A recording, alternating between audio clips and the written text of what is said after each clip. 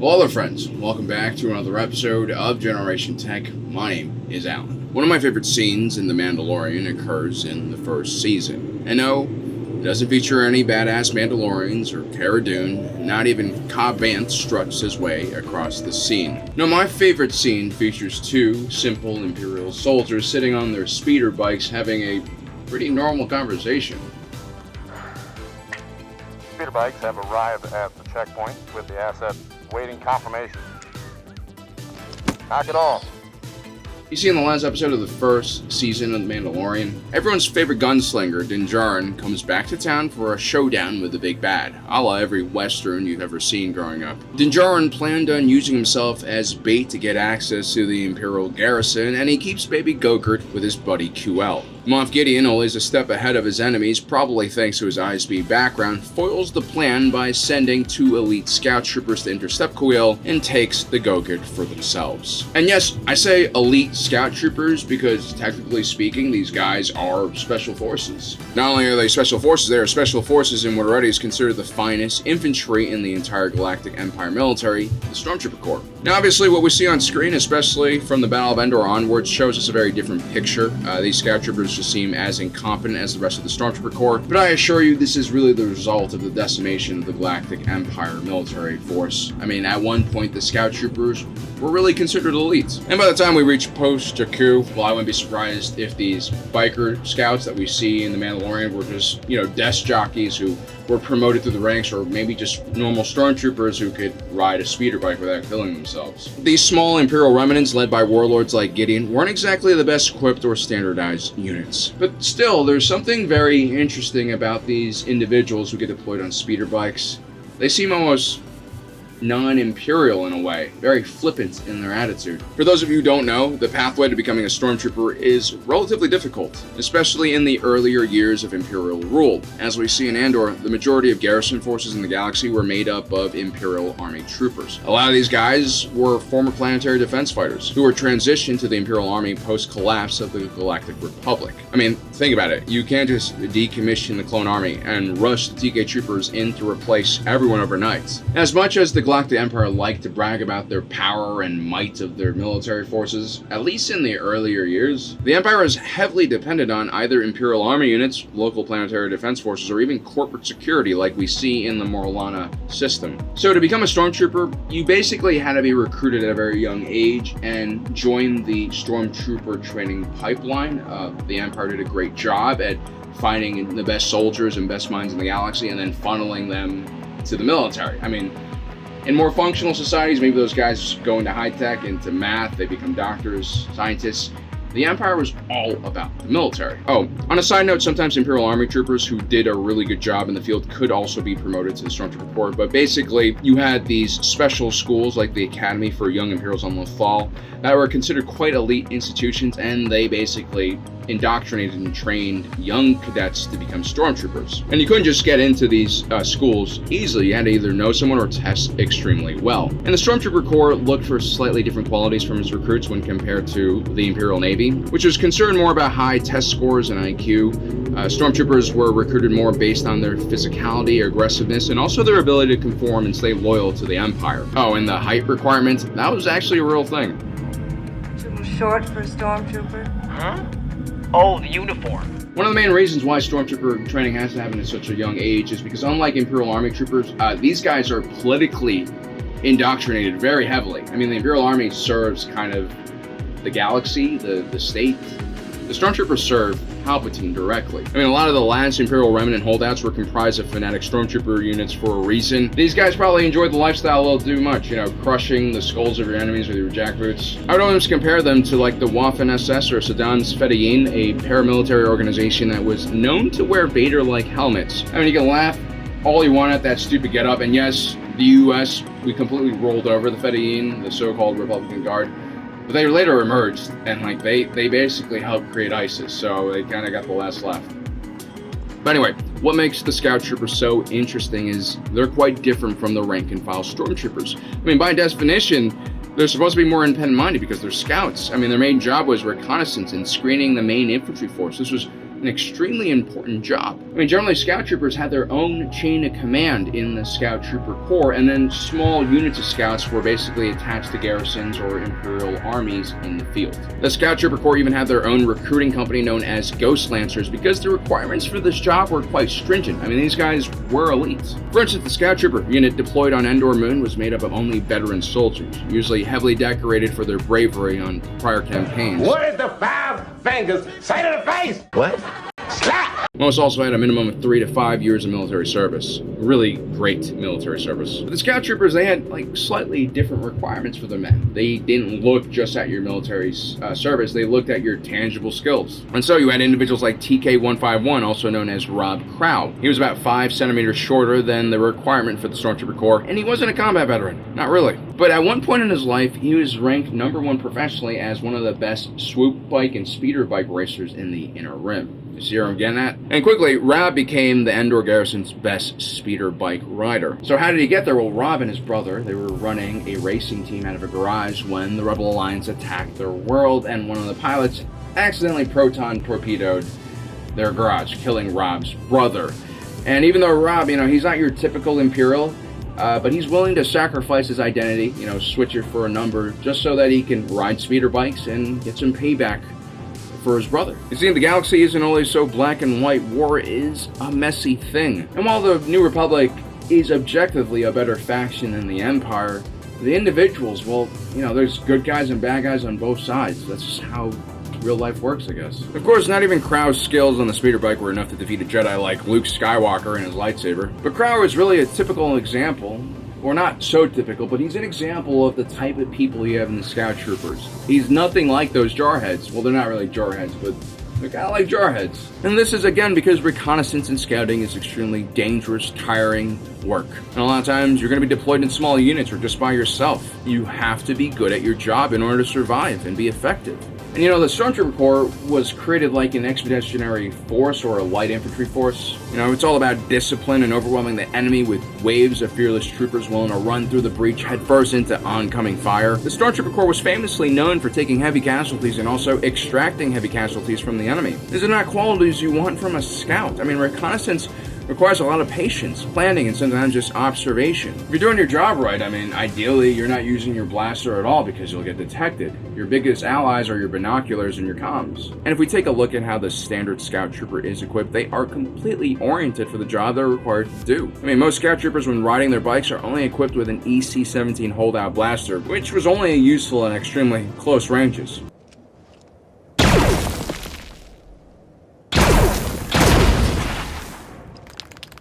I swear those guys are supposed to be better marksmen. I blame the ergonomics of those things. Apparently they're designed to have a side trigger because, motorcycle gloves make it really difficult to, get your finger into a trigger guard. And you need a trigger guard on a pistol when you're on a speeder bike, I imagine. But yeah, anyway, these things are way too hard to aim. Now, of course, there are Scout Troopers who aren't just reconnaissance riders like on these speeder bikes. You also have Scout Trooper sniper teams who are equipped with long guns and the standard E11. They usually go after high-value targets, enemy officers, stuff like that. But the speeder bike guys, the guys who really screen your infantry forces as you move through hostile territory, they're really not equipped to stand and fight. As a matter of fact, if they're standing on the ground with their blaster firing at people, they're going to be outnumbered and they probably screwed up their job really heavily. The only weapon they really have is their speeder, and that's really designed for hit and run attacks. The repulsor powered 74Z can go up to 500 kilometers per hour, which is just kind of crazy. Good luck holding on at that speed. They also have an AX-20 blaster cannon mounted at the front, which is really rapid fire and terrific for those slashing hit and run attacks we talked about. And that's basically the most offensive power you're going to get from your Scout Troopers. They're really not designed to stay and fight. The most important system on a 74Z speeder bike isn't even the weapons, it's really the signal jammers that allow Scout Troopers to keep their enemies isolated from the rest of their forces. And so the Scout Troopers, they're really the eyes of the Stormtrooper Corps, and a lot of times they don't have any connection to a higher officer. They're alone out in the field, and so they have to make decisions independently as eyes. And again, if they screw up, it can go really bad. And so you really do need unique individuals with enough loyalty to the Empire to be trusted in such a free position, but you also need outside-the-box thinkers who can operate outside the chain of command and react in the right way to threats and improvise when necessary. And that's how these guys come off to me, honestly. They're a bit flippant. They're pretty loyal to the Empire, but at the same time, they're smart enough to see just how terrible the Empire is, and at the same time, I guess they're wise enough to just cope with it and not stick their heads out. I don't know if that's a great quality, but I can't judge. I've never been in a fascist organization. Waiting for confirmation to continue into town. That's a go to proceed, but I advise you to double check. The Moth just touched down and already took out a squad of local troopers. Standing by. I mean, this is hilarious. I mean, this guy, he's not even shook by this announcement. It's clear he's seen this kind of stuff before, but again, he just keeps his head down. I mean, a lot of people would love to ride a speeder bike for a job. I would definitely love that as a job. As much as I like doing this, I would really like riding a motorcycle every day. I mean, when me and Congo aren't slaving away doing these videos, we try to go on motorcycle adventures as much as possible. The more remote and crazier the location, the better. You know, a lot of people who aren't in the biker community look at bikers as a nuisance, and like, you know, I get it. I really do. But in truth, we're a wide and diverse group of individuals, and although some of us definitely ride for the wrong reasons, and those are the people who usually get in trouble or act like dicks on the road and get killed, most bikers are after the same thing.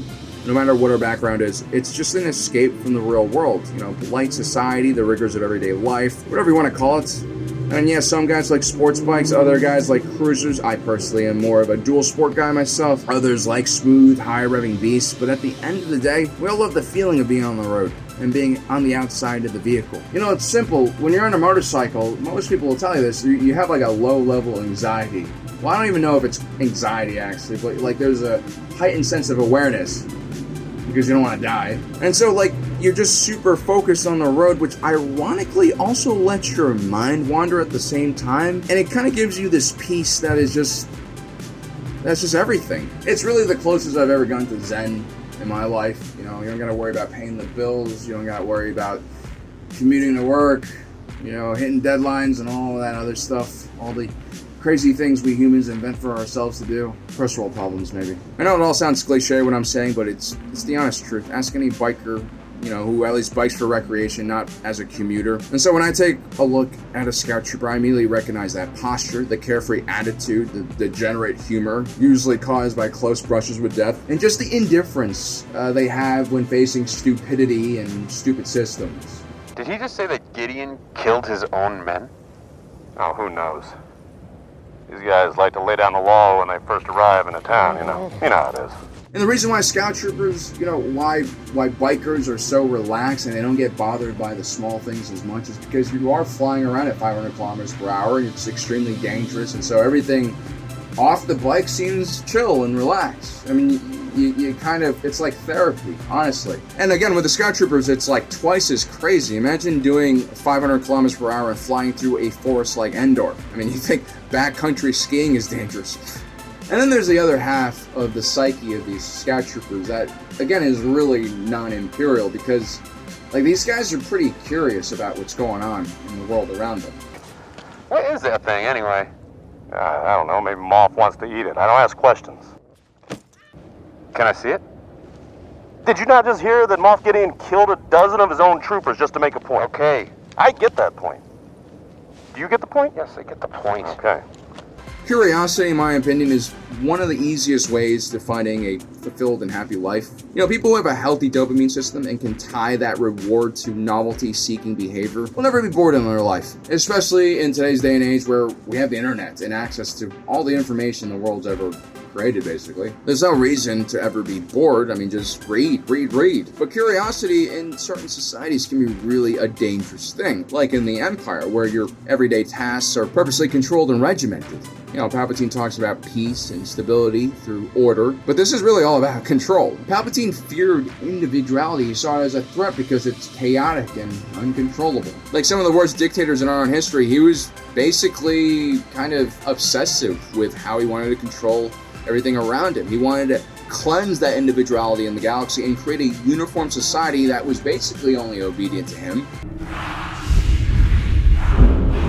And, you know, his pursuit of power is completely driven by fear. And curious individuals like the Scout Trooper cause a lot of problems by questioning things, like the absurdity of Moff Gideon killing so many of his own men, or why are they delivering this little tiny green child? The Empire really depends on men who don't ask questions, who just do what they're told.